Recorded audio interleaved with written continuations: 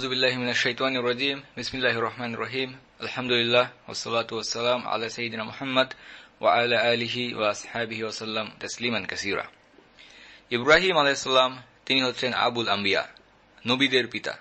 ইব্রাহিম আলাইহিস সালাম তিনি হচ্ছেন উলুল আজমি মিনার রাসূল, উলুল আজমের অন্তর্ভুক্ত, অর্থাৎ রাসূলদের মধ্যে যারা সর্বশ্রেষ্ঠ পাঁচজন তাদের মধ্যে অন্যতম একজন হচ্ছেন ইব্রাহিম আলাইহিস সালাম।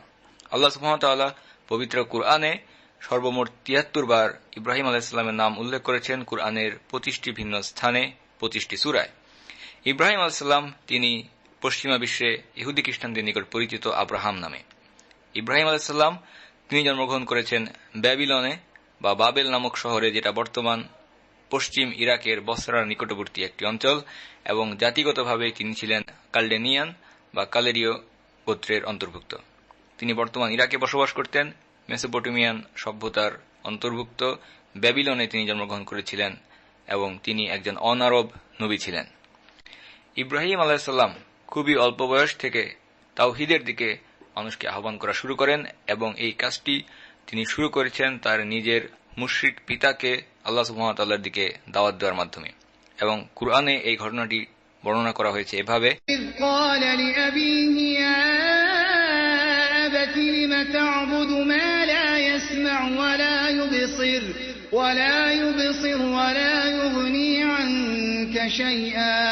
যখন তিনি তার পিতাকে বললেন, হে আমার পিতা, তার ইবাদত তুমি কেন করো যে শোনে না, যে দেখে না এবং তোমার কোনো উপকারেও আসে না।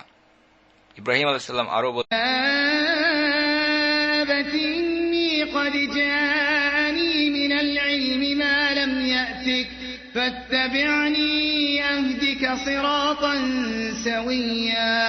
হে আমার পিতা, ইয়া আবাতি, আমার কাছে এমন ইলম এসেছে যেটা আপনার কাছে আসেনি, অতএব আপনি আমার অনুসরণ করুন, আমি আপনাকে সরল পথ দেখাব।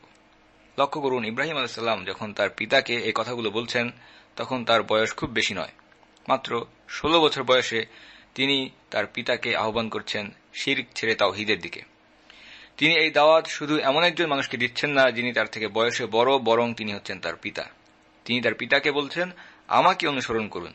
16 বছর কিংবা তার থেকেও কম বয়স্ক একজন তরুণ তার থেকে বয়সে বড় একজন ব্যক্তিকে বলছেন তাকে অনুসরণ করতে। এর ভিত্তি কি? ইব্রাহিম আলাইহিস সালাম নিজেই এর কারণটি ব্যাখ্যা করে বলছেন, তিনি তার পিতাকে বলেছেন, আমার কাছে এমন ইলম এসেছে যেটা আপনার কাছে আসেনি। কাজেই এই ক্ষেত্রে পিতার উচিত হবে পুত্রের অনুসরণ করা। আমরা যাদেরকে অনুসরণ করি, যারা আমাদেরকে পথ দেখিয়ে নিয়ে যান, তাদেরকে আমরা বলি তারা হচ্ছেন নেতা, পথ প্রদর্শক। সুতরাং নেতৃত্বের অন্যতম গুরুত্বপূর্ণ একটি শর্ত হচ্ছে ইলম, এবং যাদের কাছে হিকমা রয়েছে, বোধশক্তি এবং জ্ঞান সম্পন্ন ব্যক্তিরাই যোগ্য নেতা। এখানে বয়সের থেকে প্রাধান্য পাবে ইলম। এ কারণে আমরা ইতিহাসে দেখতে পাই যারা সবচেয়ে উৎকৃষ্ট নেতা ছিলেন তারা সবাই ছিলেন ইলম সম্পন্ন। দাউদ আলাইহিস সালাম, সুলাইমান আলাইহিস সালাম, যুলকারনাইন, মুহাম্মদ সাল্লাল্লাহু আলাইহি ওয়াসাল্লাম, তারা সকলেই নেতা ছিলেন। নবীদের পরে আল্লাহ রাসূল সাল্লাল্লাহু আলাইহি ওয়াসাল্লামের সাহাবীদের মধ্যে যারা শ্রেষ্ঠ নেতা ছিলেন তাদের মধ্যে রয়েছেন খুলাফায়ে রাশিদিন, আবু বকর, ওমর, উসমান, আলী রাদিয়াল্লাহু তাআলা আনহুম। তারা সবাই ছিলেন আলেম। সাহাবীদের মধ্যে তারা ছিলেন ইলম সম্পন্ন ব্যক্তি। এবং সাহাবীদের পরে যিনি শ্রেষ্ঠ ছিলেন তিনি হচ্ছেন ওমর ইবনুল আব্দুল আজিজ রাহিমাহুল্লাহ। তিনিও ছিলেন একজন আলেম ব্যক্তি। অতীতে মুসলিম জাতিকে নেতৃত্ব দিয়েছেন যারা ইলমের দিক থেকে অগ্রগামী সেই সমস্ত ব্যক্তিরা। কিন্তু বর্তমানে আমরা যাদের কাছে আমাদের জাতিকে দেখাশোনার দায়িত্ব অর্পণ করেছি, কিংবা সত্যিকার অর্থে ইহুদি এবং খ্রিস্টানরা যাদেরকে আমাদের সমাজে নেতৃত্বের দায়িত্ব দিয়ে আমাদের উপর চাপিয়ে রেখেছে, সেই সমস্ত ব্যক্তিরা ইলমের দিক থেকে নয়, বরং জাহেলিয়াতের দিক থেকে অগ্রগামী, মূর্খতার দিক থেকে তারা আলেম। একটা সময় ছিল মুসলিম বিশ্বে অধিকাংশ দেশে নেতৃত্বের দায়িত্ব ছিল মূর্খ সামরিক অফিসাররা, যারা ইলম সম্পর্কে, কুরআন এবং হাদিস সম্পর্কে বিন্দুমাত্র জ্ঞান রাখত না। বর্তমানে তাদের পর এখনো জেকে বসে আছে মূর্খ গণতান্ত্রিক নেতৃবৃন্দ। ফলশ্রুতিতে আমরা দেখতে পাচ্ছি জলে এবং স্থলে সর্বত্র দুর্নীতি, অরাজকতা, নৈরাজ্য ছড়িয়ে পড়েছে। আল্লাহ সুবহানাহু ওয়া তাআলা কুরআনে বলেছেন, জাহারাল ফাসাদু ফিল বাররি ওয়াল বাহর, দুর্নীতি ছড়িয়ে পড়েছে জলে এবং স্থলে। আল্লাহ সুবহানাহু ওয়া তাআলা বলেন, যাহারাল ফাসাদু ফিল বাররি ওয়াল বাহরি বিমা কাসাবাত আইদিন নাস লিয়ুযীকাহুম বা'দাল্লাযী আমিলু লা'আল্লাহুম ইয়ারজিউন। স্থলে এবং জলে মানুষের কৃতকর্মের দরুন বিপর্যয় ছড়িয়ে পড়েছে। সুতরাং আমরা শুধু জমিনকে নয়, জলভাগকেও দূষিত করে ফেলেছি আমাদের দুর্নীতির মাধ্যমে, করাপশনের মাধ্যমে। মুসলিম বিশ্বে এবং সর্বোপরি সমগ্র বিশ্বে ফাসাদ ছড়িয়ে পড়েছে, কারণ নেতৃত্বের দায়িত্বে রয়েছেন মূর্খ অযোগ্য ব্যক্তিরা। রাসূলুল্লাহ সাল্লাল্লাহু আলাইহি ওয়াসাল্লাম হাদিসে এই বৈশিষ্ট্যটিকে, অর্থাৎ অনুপযুক্ত, জ্ঞানহীন, মূর্খ ব্যক্তিদের নেতৃত্বকে কিয়ামতের একটি আলামত হিসেবে বর্ণনা করেছেন ইমারাতুস সুফাহা, বা অনুপযুক্ত মূর্খ ব্যক্তিদের নেতৃত্ব। ইব্রাহিম আলাইহিস সালাম তিনি আল্লাহর পক্ষ থেকে ইলম লাভ করেছিলেন এবং এ কারণেই তার নিজের পিতাকে বলছিলেন, আমার অনুসরণ করুন, আমাকে অনুসরণ করুন, আপনি যদি আমাকে অনুসরণ করেন আমি আপনাকে সরল পথের সন্ধান দিব। ফাত্তাবিইনি আহদিকা সিরাতান সাওয়িয়্যাহ। ইব্রাহিম আলাইহিস সালামের পিতা জবাবে কি বললেন? ইব্রাহিম আলাইহিস সালামের পিতা তাকে বললেন, قال أراغب أنت عن آلهتي يا إبراهيم لئن لم تنته لأرجمنك واهجرني مليا। ইব্রাহিম আলাইহিস সালামের পিতা তাকে বললেন, হে ইব্রাহিম, তুমি কি আমার উপাস্যদের থেকে মুখ ফিরিয়ে নিচ্ছ? যদি তুমি এই কাজে বিরত না হও, আমি অবশ্যই পাথরের আঘাতে তোমার প্রাণ নাশ করব। তুমি চিরতরে আমার কাছ থেকে দূর হয়ে যাও। ইব্রাহিম আলাইহিস সালামের পিতা তাকে বলছেন, আমি অবশ্যই তোমাকে পাথর ছুঁড়ে হত্যা করব। কোন একজন পিতার পক্ষে সন্তানকে এই ধরনের প্রাণনাশের হুমকি দেওয়া এটা সহজ কোনো বিষয় নয়, কিন্তু এটি আমাদের সামনে স্পষ্টভাবে তুলে ধরছে, যখন কোনো কারণে দুইজন ব্যক্তির মধ্যে সম্পর্কের অবনতি ঘটে ঈমান এবং কুফরির কারণে। ঈমান এবং কুফরির মধ্যে পার্থক্য অত্যন্ত গুরুত্বপূর্ণ একটি বিষয়। ঈমান এবং কুফরির মধ্যে যদি কোনো কারণে ব্যবধান সৃষ্টি হয়, সেই ব্যবধানকে আর কোনো কিছু দিয়েই জোড়া লাগানো সম্ভব নয়। সম্পর্কের মারাত্মক অবনতি ঘটতে পারে যখন সংঘাত হয় ঈমান এবং কুফরের মধ্যে। পিতা ও সন্তানকে মেরে ফেলতে প্রস্তুত। ইব্রাহিম আলাইহিস সালাম যেই দিকে তার পিতাকে আহ্বান করেছিলেন সেটা ছিল সত্য এবং সঠিক সরল পথ। ইব্রাহিম আলাইহিস সালাম এই বিষয়ের জবাবে কি বলেছিলেন? তিনি বললেন, কিন্তু ইব্রাহিম আলাইহিস সালামের পিতা সেই বিষয়টিকে প্রত্যাখ্যান করলেন এবং তাকে মৃত্যুর হুমকি প্রদান করলেন। সুতরাং আমরা দেখতে পাচ্ছি তাদের উভয়ের নিকটই এই দিন কোনো খেল তামাশার বিষয় ছিল না। তারা উভয়ই এই বিষয়টিকে গুরুত্ব সহকারে বিবেচনা করেছেন। ইব্রাহিম আলাইহিস সালাম তিনি এই বিষয়টিকে গুরুত্ব সহকারে বিবেচনা করেছেন, তার পিতাও এই বিষয়টিকে গুরুত্ব সহকারে বিবেচনা করেছেন, কিন্তু ইব্রাহিম আলাইহিস সালাম ছিলেন হকের উপরে প্রতিষ্ঠিত এবং তার পিতা ছিলেন মুশরিক, মূর্তিপূজক। ইব্রাহিম আলাইহিস সালাম এই বিষয়ের জবাবে কি বলেছিলেন? তিনি বললেন, قال سلام عليك سأستغفر لك ربي إنه كان بي حفيا। ইব্রাহিম বললেন, তোমার উপর শান্তি বর্ষিত হোক, আমি আমার পালনকর্তার কাছে তোমার জন্য ক্ষমা প্রার্থনা করব, নিশ্চয়ই তিনি আমার প্রতি বড় মেহেরবান। এখানে আমরা দেখতে পাচ্ছি ইব্রাহিম আলাইহিস সালাম তিনি এমন একজন ব্যক্তির জন্য দোয়া করছেন যিনি হচ্ছেন একজন কাফির। একজন ব্যক্তি যদি কুফরি অবস্থায় অটল থেকে মৃত্যুবরণ করে তার জন্য দোয়া করা ইসলামে বৈধ নয়, কিন্তু ইব্রাহিম আলাইহিস সালাম তখন এই বিষয়টি জানতেন না। তিনি তার পিতার জন্য ইস্তেগফার করার ওয়াদা করেছিলেন এবং তিনি সেটা করেও ছিলেন। ইব্রাহিম আলাইহিস সালাম বলেন, واغفر لأبي إنه كان من الضالين।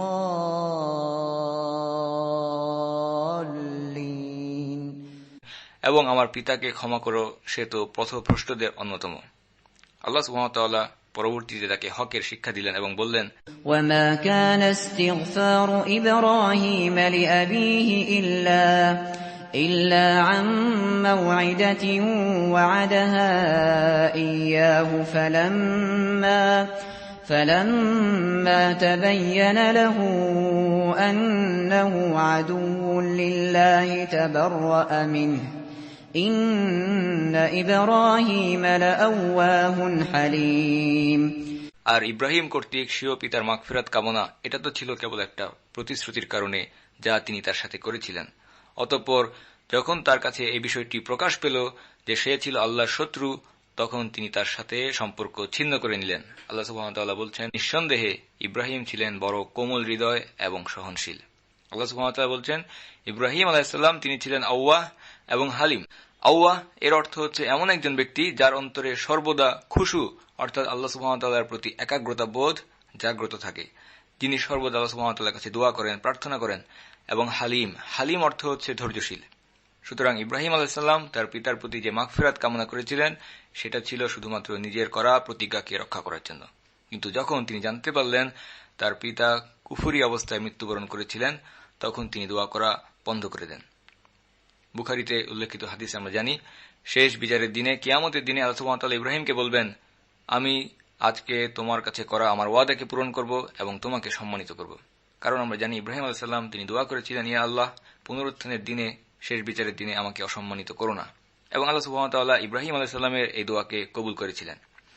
ইব্রাহিম আলাইহিস সালাম সেই শেষ বিচারের দিনে আল্লাহ সুবহানাহু ওয়া তাআলাকে বলবেন, আমার পিতাকে যদি আজকে শাস্তি দেওয়া হয় এটা তো আমার জন্য অসম্মানজনক। কারণ আমরা জানি সেই দিন তার পিতা তার কাছে আসবেন এবং বলবেন, আজকের এই দিনে আমি তোমাকে অমান্য করব না, আজ আমি তোমাকে অনুসরণ করব, তুমি যা বলবে তাই মেনে চলব। কাজে ইব্রাহিম আলাইহিস সালাম তখন আল্লাহ সুবহানাহু ওয়া তাআলাকে বলবেন, আমার পিতা যদি শাস্তিপ্রাপ্ত হন এটা তো আমার জন্য অসম্মানজনক। আল্লাহ সুবহানাহু ওয়া তাআলা তখন তাকে বলবেন, তুমি তোমার পিতার দিকে তাকাও।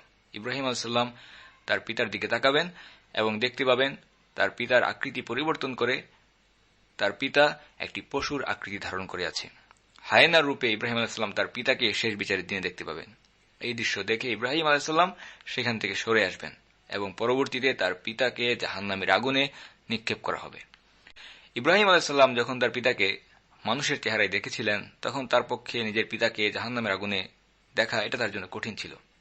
কাজেই যখন আল্লাহ সুবহানাহু ওয়া তাআলা সেখান থেকে পর্দা উঠিয়ে দিলেন এবং তার সামনে সত্যকে উপস্থাপন করলেন এবং তার পিতাকে প্রকৃত আকৃতিতে উপস্থাপন করলেন, ইব্রাহিম আলাইহিস সালাম দেখতে পেলেন তার পিতা হচ্ছে পশুর আকৃতিতে অবস্থান করছে।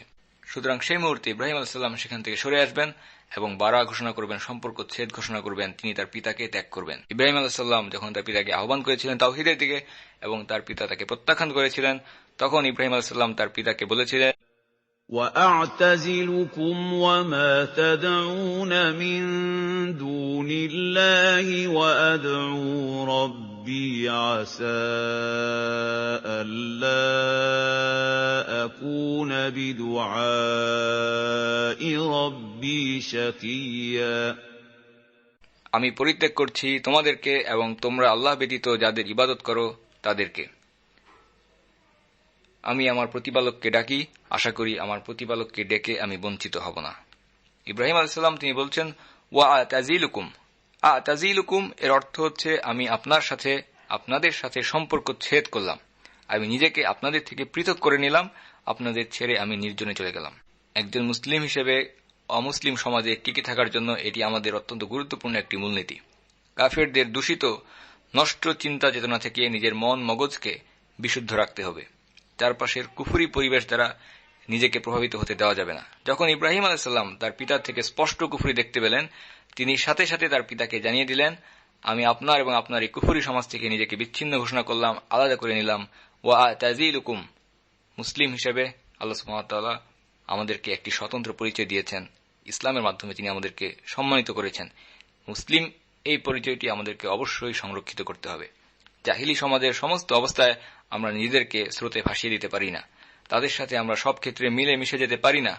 অবশ্যই নিজেদের স্বতন্ত্রতা, স্বকীয়তা আমাদেরকে রক্ষা করতে হবে। একজন মুসলিম কখনোই ভেড়ার পালের মতো হতে পারে না। আমাদেরকে অবশ্যই নিজেদের পরিচয় রক্ষা করতে হবে এবং সমাজের এই সমস্ত জাহিলিয়াত থেকে নিজেদেরকে বিরত রাখতে হবে। ঈমান এবং কুফর কখনোই পাশাপাশি সহাবস্থান করতে পারে না। হয়তো কুফর ঈমানের উপর প্রাধান্য লাভ করার চেষ্টা করবে অথবা ঈমান কুফরের উপর প্রাধান্য লাভ করবে।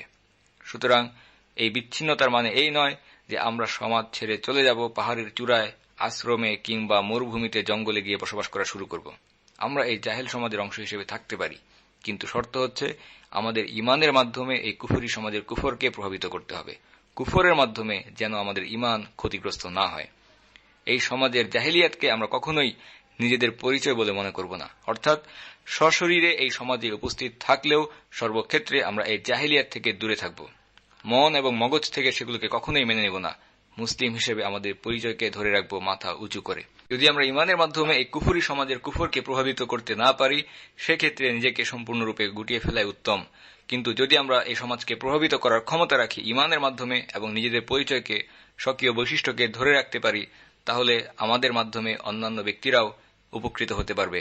কারণ আপনার মধ্যে যে খায়ের বা ভালো বিদ্যমান, এর সুফল তখন অন্যান্যরাও পাবে। ইব্রাহিম আলাইহিস সালাম তার নিজের পিতাকে তাওহীদের দিকে আহ্বান করার পর তার নিজের জাতিকেও তাওহীদের দিকে আহ্বান করলেন। إذ قال لأبيه وقومه ما هذه التماثيل التي أنتم لها عاكفون। তিনি তার পিতা এবং তার সম্প্রদায়কে বললেন, এই মূর্তিগুলো কি যাদের তোমরা পূজারী হয়ে বসে আছো? ইব্রাহিম আলাইহিস তাদের কাছে জানতে চাইলেন, তোমরা এসব কিসের পূজা করছো? অন্য আয়াতে তিনি তাদেরকে আরো বললেন, قال هل يسمعونكم إذ تدعون أو ينفعونكم أو يضرون ইব্রাহিম বললেন, তোমরা যখন আহ্বান করো তখন তারা কি শোনে? তারা কি তোমাদের কোনো উপকার কিংবা ক্ষতি করতে পারে? তিনি তার জাতির কাছে জানতে চাইলেন, তোমরা কাদের পূজা করছো? কাদেরকে মঙ্গল অমঙ্গলের প্রতীক হিসাবে নির্ধারণ করেছো? কাদের কাছে বিপদে আহ্বান করছো? কেমন রব যারা তোমাদের আহ্বানে কখনোই সাড়া দেয় না? কেমন প্রভু যে তোমাদের লাভ ক্ষতি কিছুই বৃদ্ধি করতে পারে না? قالوا بل وجدنا آباءنا كذلك يفعلون তারা বলল, না, কিন্তু আমরা আমাদের পূর্বপুরুষদেরকে, বাপ দাদাদেরকে এটা করতে দেখেছি। ইব্রাহিম আলাইহিস কথাকে তারা অস্বীকার করেনি। তারা মিথ্যা দাবি করেনি যে তাদের প্রতিমা তাদের দোয়া কবুল করে নেয় কিংবা তাদের মঙ্গল দান করে অমঙ্গল থেকে রক্ষা করে। এটা নিয়ে তারা বিতর্কও করেনি। তাদের জবাব ছিল, আমরা তাদের ইবাদত করছি কারণ আমাদের বাপ দাদারা সেটা করে এসেছে, আমরা আমাদের পূর্বপুরুষদেরকে অন্ধ অনুসরণ করছি। ব্যাপারটা অনেকটা এরকম, যখন আপনি কাউকে জিজ্ঞাসা করবেন আপনি কেন ইসলাম ধর্ম গ্রহণ করছেন না, অথবা আপনার ধর্ম কি, সে হয়তো বলবে আমি একজন হিন্দু অথবা আমি একজন বৌদ্ধ, কারণ আমার পিতা, আমার দাদা, আমার বংশের সবাই বৌদ্ধ, আমার বংশের সবাই হিন্দু। কাজে এই বিষয় নিয়ে আমি আপনার সাথে কথা বলতে চাই না, তর্ক করতে চাই না। আমার জন্মই হয়েছে অমুসলিম পরিবারে, এ কারণে আমি একজন অমুসলিম। সুতরাং এটা হচ্ছে পূর্বপুরুষের অন্ধ অনুকরণ বা আল আবা, বাপ দাদার তাকলিদ করা। যখন পেশা নির্বাচনের কোনো বিষয় আসে, তখন যদি বাপ দাদার পেশা হয় স্বল্প আয়ের বা অসম্মানজনক কোনো পেশা, সেই ক্ষেত্রে মানুষ সেই পেশাকে পরিবর্তন করতে সর্বোচ্চ চেষ্টা করে। কিন্তু যখন ধর্ম নির্বাচনের বিষয় আসে, তখন মানুষ এই বিষয়টিকে কোনো গুরুত্বপূর্ণ বিষয় বলেই মনে করে না। সে কারণে অন্ধভাবে তারা বাপ দাদাকে অনুসরণ করতে যায়। আল্লাহ সুবহানাহু ওয়া তাআলা কুরআনে উল্লেখ করেছেন, فلا تك في مرية مما يعبد هؤلاء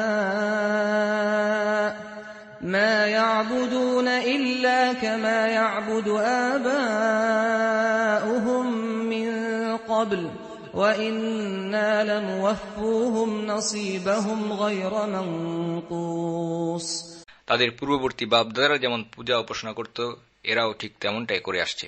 ইব্রাহিম আলাইহিস সালাম বললেন, قال لقد كنتم أنتم وآباؤكم في ضلال مبين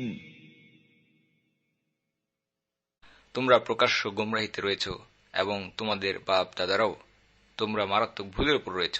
স্পষ্ট বক্তব্য। তিনি বললেন যে তোমরা মারাত্মক ভুলের মধ্যে আছো, ভ্রান্তির মধ্যে আছো। কড়া কথা। এই কথাটি ছিল তার সম্প্রদায়ের লোকেদের জন্য একটি ধাক্কা স্বরূপ।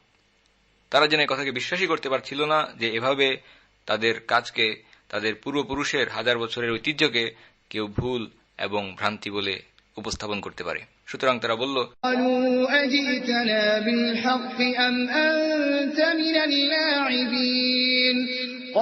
তুমি কি আমাদের সাথে তামাশা করছো? তুমি কি আমাদের কাছে সত্য সহ আগমন করেছো, নাকি তুমি শুধুমাত্র কৌতুক করছো? তারা ভাবল ইব্রাহিম আলাইহিস সালাম হয়তো তাদের সাথে তামাশা করছেন। তিনি তাদেরকে বললেন, এই মূর্তিগুলো কোনো মঙ্গল সাধন করতে পারে না, এই সবই মিথ্যা। তাই তারা বলল, তুমি নিশ্চয়ই আমাদের সাথে তামাশা করছো। ইব্রাহিম আলাইহিস সালাম বললেন, قال بل ربكم رب السماوات والأرض الذي فطرهن وأنا على ذلكم من الشاهدين তিনি বললেন, না, তিনিই তোমাদের পালনকর্তা, তিনি তোমাদের রব, যিনি নভমণ্ডল এবং ভূমণ্ডলের রব, যিনি এগুলোকে সৃষ্টি করেছেন, এবং আমি এই বিষয়েরই সাক্ষ্যদাতা। তিনি আরো বললেন, الذي خلقني فهو يهدين যিনি আমাকে সৃষ্টি করেছেন, অতঃপর তিনি আমাকে পথ প্রদর্শন করেছেন। والذي هو يطعمني ويسقين যিনি আমাকে আহার এবং পানীয় দান করেন। وإذا مرضت فهو يشفين যখন আমি রোগাক্রান্ত হই তখন তিনি আরোগ্য দান করেন। والذي يميتني ثم يحيين যিনি আমার মৃত্যু ঘটাবেন অতঃপর পুনর্জীবন দান করবেন। সুতরাং এটাই হচ্ছে ইব্রাহিম আলাইহিস সালাম আল্লাহ সুবহানাহু ওয়া তাআলার পরিচয়কে তাদের সামনে যেভাবে উপস্থাপন করেছিলেন তার বর্ণনা।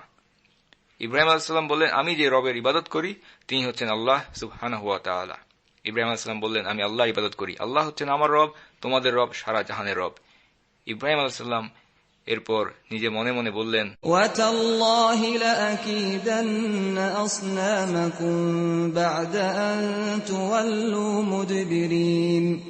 আল্লাহর কসম, তোমরা যখন পৃষ্ঠ প্রদর্শন করে চলে যাবে তখন আমি তোমাদের মূর্তিগুলোর ব্যাপারে অবশ্যই একটা ব্যবস্থা অবলম্বন করব। ইব্রাহিম আলাইহিস সালাম তার নিজের মনে একটি পরিকল্পনা করলেন এবং নিজেকে বললেন, আমি তোমাদের সবগুলো মূর্তিকে ধ্বংস করে দেব। কয়েকজন ব্যক্তি ইব্রাহিম আলাইহিস সালামের এই হুমকিকে শুনতে পেল, কিন্তু তারা বিষয়টিকে গুরুত্ব সহকারে বিবেচনা করেনি। সেই মুশরিক জাতি, যেই জাতিতে ইব্রাহিম আলাইহিস সালাম ছিলেন, সেই জাতির একটি বিশেষ দিন ছিল, যেই দিনে তারা সমস্ত জাতি মিলে শহরে আনন্দ মিছিল করতে বের হতো। তাদের একটি উৎসবে, একটি জাহেলি শয়তানি উৎসবে তারা সবাই ঘর থেকে বের হয়ে আসত। যেমন আমরা বর্তমানে দেখতে পাই, পহেলা বৈশাখ পালন করতে গিয়ে নারী পুরুষ রাস্তায় নেমে আসে, মঙ্গল যাত্রা নামক শিরকে অংশগ্রহণ করে এবং সমস্ত জাহেলি কাজকর্মে বর্তমানে তারা লিপ্ত হওয়ার চেষ্টা করে। ঠিক একই রকম ভাবে তাদের সমাজেও একটি জাহেলি উৎসব ছিল, যেখানে সমস্ত জাতি তারা বের হয়ে আসত। তাদের কয়েকজন ইব্রাহিম আলাইহিস সালামের কাছে এসে বলল, চলো তুমিও আমাদের সাথে যোগদান করো। ইব্রাহিম আলাইহিস সালাম তিনি বললেন, ইন্নী সাকিন, আমি অসুস্থ। ইব্রাহিম আলাইহিস সালাম তিনি শারীরিকভাবে অসুস্থ ছিলেন না, বরং তিনি আসলে বুঝাতে চেয়েছিলেন, তোমরা যে কাজ করছো, যে বেহায়াপনা, নির্লজ্জপনা এবং জাহিলিয়াতে লিপ্ত হয়ে পড়েছ, আমি এই কাজে বিরক্ত এবং অসুস্থ বোধ করছি। তারা তাদের মতো অর্থ ধরে নিল যে ইব্রাহিম আলাইহিস সালাম হয়তো শারীরিক অসুস্থতার কথা বলছেন, তাই তারা ইব্রাহিম আলাইহিস সালামকে তার মতো থাকতে দিয়ে চলে গেল। কিন্তু ইব্রাহিম আলাইহিস সালাম তিনি বুঝিয়েছিলেন ভিন্ন কথা। যাই হোক, তারা যখন তাকে অসুস্থ ভেবে তাকে একা রেখে শহরের বাইরে চলে গেল, ইব্রাহিম আলাইহিস সালাম তার নিজের পরিকল্পনাকে বাস্তবায়নের জন্য বের হলেন, হাতে কুড়াল নিয়ে। ইব্রাহিম আলাইহিস সালাম মুশরিকদের উপাসনালয়ে প্রবেশ করলেন এবং একটির পর একটি সবগুলো মূর্তি ভেঙে চুরমার করে দিলেন। শুধুমাত্র সবচেয়ে বড় যে মূর্তিটি ছিল সেটাকে টিকিয়ে রাখলেন এবং তার কাঁধে কুড়াল ঝুলিয়ে দিলেন। যখন তাদের জাহেলি উৎসব শেষ হবার পর লোকেরা ফিরে আসলো, আল্লাহ সুবহানাহু ওয়া তাআলা সেই পরিস্থিতিটি বর্ণনা করছেন, فَجَعَلَهُمْ جُذَاذًا إِلَّا كَبِيرًا لَهُمْ لَعَلَّهُمْ إِلَيْهِ يَرْجِعُونَ। অতঃপর তিনি সেগুলোকে চূর্ণ বিচূর্ণ করে দিলেন, ওদের মধ্যে সবচেয়ে বড়টি ব্যতীত, তাদের মধ্যে সবচেয়ে প্রধানটি ব্যতীত, যাতে তারা তার কাছে এসে জমা হতে পারে, যাতে তারা তার কাছে এসে প্রত্যাবর্তন করে। ইব্রাহিম আলাইহিস সালামের মুশরিক জাতি যখন ফিরে আসলো, তাদের ভেঙে চুরে চৌচির হয়ে যাওয়া মূর্তিগুলোর দিকে তাকালো এবং বলল, قَالُوا مَنْ فَعَلَ هَذَا بِآلِهَتِنَا إِنَّهُ لَمِنَ الظَّالِمِينَ। তারা বলল, আমাদের আলেহাদের সাথে, আমাদের উপাস্যদের সাথে এই রকম ব্যবহার কে করলো? সে তো নিশ্চয়ই কোনো জালিম ব্যক্তি হবে। কে এই কাজ করেছে? যে কয়েকজন ব্যক্তি ইব্রাহিম আলাইহিস সালামের কথা চুপি চুপি শুনে ফেলেছিলেন, তারা আসলো, এসে বলল, আমরা একজন ব্যক্তি যার নাম ইব্রাহিম, তার কাছে এই ধরনের বক্তব্য শুনেছি যে সে সুযোগ পেলে আমাদের এই মূর্তিগুলোর ব্যাপারে ব্যবস্থা গ্রহণ করবে। তারা এসে বলল, আমরা ইব্রাহিম নামের একজন ব্যক্তিকে শুনেছি, একজন যুবককে শুনেছি, সে এই মূর্তিগুলোর সমালোচনা করেছে এবং সে বলছে সুযোগ পেলে এই মূর্তিগুলোর ব্যাপারে সে ব্যবস্থা গ্রহণ করবে। কুরআনে আল্লাহ সুবহানাহু ওয়া তাআলা বলছেন, قَالُوا سَمِعْنَا فَتًى يَذْكُرُهُمْ يُقَالُ لَهُ إِبْرَاهِيمُ। কয়েকজন ব্যক্তি এসে বলল, আমরা এক যুবককে তাদের বিরুদ্ধে বিরূপ আলোচনা করতে শুনেছি, যাকে ইব্রাহিম বলে ডাকা হয়। এই আয়াতের দিকে আমরা দুইটি বিষয়ের প্রতি মনোযোগ দেওয়ার চেষ্টা করব। এক নম্বর বিষয় হচ্ছে, ইব্রাহিম আলাইহিস সালাম তিনি ছিলেন সেই সময় একজন যুবক, ফাতা। সুতরাং আমাদেরও বর্তমানে যুবকদের এই বিষয়টি অনুধাবন করা উচিত। ইতিহাসের বড় বড় বৈপ্লবিক পরিবর্তন এবং দাওয়ার কাজটি সর্বক্ষেত্রে যুবক এবং তরুণদের মাধ্যমে হয়েছে। দুই নম্বর বিষয়টি হচ্ছে, একটি উদাহরণ আমরা চিন্তা করতে পারি। ধরুন আমি আপনার সাথে কথা বলছি, আমি আপনাকে বললাম আব্দুল্লাহ আপনাকে ডেকেছেন। আবার আমি এই কথাটিকে এভাবেও বলতে পারি, আব্দুল্লাহ নামের একজন ব্যক্তি আপনাকে ডাকছে। এই দুইটি বক্তব্যের মধ্যে সূক্ষ্ম পার্থক্য রয়েছে। যখন আমরা বলছি আব্দুল্লাহ আপনাকে ডাকছে, তার মানে আমরা দুজনেই আব্দুল্লাহ নামের সেই ব্যক্তিকে চিনি। আর যখন আমি আপনাকে বলবো যে আব্দুল্লাহ নামের একজন যুবক আপনাকে ডাকছে, তখন হয়তো আমরা দুজনেই কিংবা যে কোনো একজন সেই আব্দুল্লাহকে চিনি না। ইব্রাহিম আলাইহিস সালামের জাতি সেই মূর্তিগুলোর কাছে জড়ো হওয়ার পর বলছে, আমরা ইব্রাহিম নামের একজন যুবককে এদের সমালোচনা করতে শুনেছি। ইব্রাহিম আলাইহিস সালাম সেই বৈপ্লবিক ঘটনার আগে পর্যন্ত তার সমাজে পরিচিত কোনো ব্যক্তি ছিলেন না। তিনি ছিলেন একজন সাধারণ অপরিচিত তরুণ, অথচ তিনি এমন একটি পরিবর্তনের ডাক দিয়েছেন যা পুরো সমাজকে এখন একটি সিদ্ধান্তকর পরিস্থিতির সামনে এসে দাঁড় করিয়ে দিচ্ছে। তারা বলল, قالوا فأتوا به على أعين الناس لعلهم يشهدون তারা বলল, তাকে জনসম্মুখে উপস্থিত করো যাতে তারা দেখতে পায়। কারণ পুরো সম্প্রদায়ের লোকেরা তারা একত্রিত হয়ে দেখতে চাইল কে এই কাজটি করেছে, এবং তারা ইব্রাহিম আলাইহিসসালামকে তাদের সামনে আদালতে হাজির করল। তারা সবাই একত্রিত হলো এবং বলল, قالوا أأنت فعلت هذا بآلهتنا يا إبراهيم হে ইব্রাহিম, তুমি কি আমাদের আলেহাদের সাথে এরূপ ব্যবহার করেছ? ইব্রাহিম আলাইহিস সালাম বললেন, قال بل فعله كبيرهم هذا فاسألوهم إن كانوا ينطقون না, বরং এদের প্রধান মূর্তিটি এই কাজ করেছে, অতএব তাদেরকে জিজ্ঞাসা করো যদি তারা কথা বলার ক্ষমতা রাখে।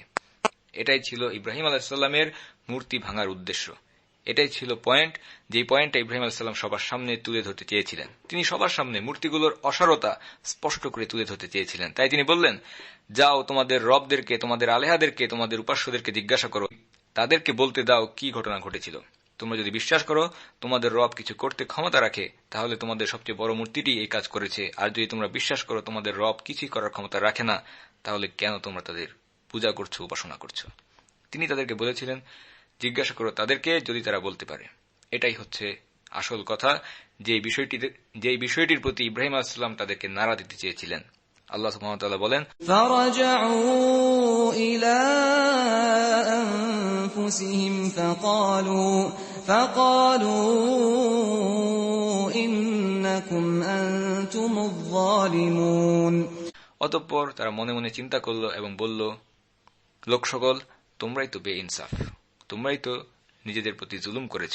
ইব্রাহিম আলাইহিস সালাম তাদের এই মোহ, বাপ-দাদার অন্ধ অনুসরণ করা, এই ঘোর লাগা ভ্রান্তি, এটা তিনি ভেঙে দিতে চেয়েছিলেন। তাদের অজ্ঞতাকে তিনি ভেঙে দিলেন। এটা ছিল তাদের জন্য একটি প্রচন্ড ধাক্কা। মুহূর্তের জন্য যেন তারা নিজেদের চেতনাকে ফিরে পেয়েছিল, তারা সচেতন হয়েছিল। তারা তাদের অজ্ঞতা, ভ্রান্তি এবং বোকামিকে অনুধাবন করতে পেরেছিল। তাই তারা এই বিষয়টির প্রতি চিন্তা করতে শুরু করল এবং নিজেরাই বলতে শুরু করল, হে লোক সকল, তোমরাই তো বেইনসাফ। ইব্রাহিম আলাইহিস সালাম, ইব্রাহিমকে কেন আমরা জালিম ব্যক্তি বলছি? কিন্তু এরকম একটি পরিস্থিতিতে শয়তান, সে তার প্রভাব এবং ওয়াসওয়াসা নিয়ে উপস্থিত হল এবং তাদেরকে প্রভাবিত করল যাতে তারা আবার পুনরায় শিরকের উপর প্রতিষ্ঠিত হয়ে যায়। ফলে মুহূর্তের মধ্যে যদিও তারা চেতনা ফিরে পেয়েছিল, কিছুক্ষণ পর আবার তাদেরকে পুরনো রোগে পেয়ে বসল। বাপ-দাদার অন্ধ অনুকরণ থেকে তারা বের হয়ে আসতে চাইল না। কিছুক্ষণের জন্য তারা জাগ্রত হয়েছিল, কিন্তু তারা সেই সুযোগকে হাতছাড়া করল। এবং আল্লাহ সুবহানাহু ওয়া তাআলা বলেন, ثم نكسوا على رؤوسهم لقد علمت ما هؤلاء ينطقون অতঃপর তারা ঝুঁকে গেল মস্তক নত করে, তুমি তো জানোই এরা কথা বলার ক্ষমতা রাখে না। তারা বলল, তুমি তো জানোই তারা কথা বলতে পারে না। তাদের জবাবে ইব্রাহিম আলাইহিস সালাম বললেন, قال أفتعبدون من دون الله ما لا ينفعكم شيئا ولا يضركم তিনি বললেন, তবে কি তোমরা আল্লাহর পরিবর্তে এমন কিছুর ইবাদত করো যা তোমাদের কোনো উপকার করতে পারে না, ক্ষতিও করতে পারে না? ইব্রাহিম আলাইহিস সালাম তাদেরকে প্রশ্ন করছেন, তোমাদের কি কোনো বোধ শক্তি নেই, বোঝার ক্ষমতা নেই? তোমাদের কি কোনো চিন্তা শক্তিও নেই? তোমরা কিভাবে এমন রবের ইবাদত করছো যে কথা বলতে পারে না, যে তোমাদের মঙ্গল করা দূরে থাকুক, নিজের অমঙ্গলও যে দূর করতে পারে না, এমনকি নিজেকে আত্মরক্ষাও করতে পারে না? সে কিভাবে তোমাদেরকে রক্ষা করতে পারে?